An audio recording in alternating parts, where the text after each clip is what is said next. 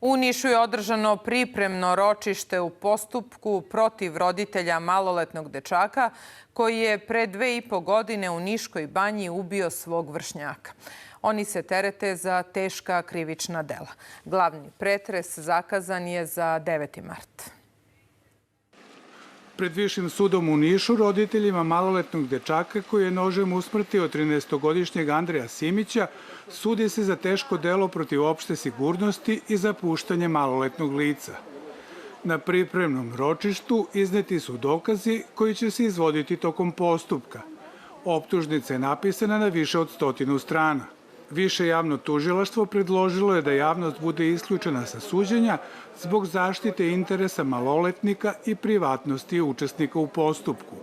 Roditelji traže otvoren postupak za javnost, a konačnu odluku donosi Viši sud.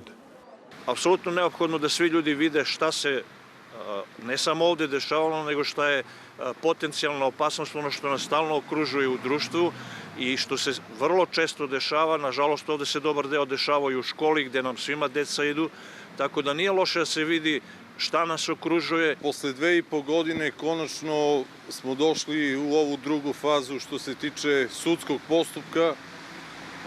Nadam se da će ovo ići sve sada svojim tokom u nekom razumnom vremenskom roku.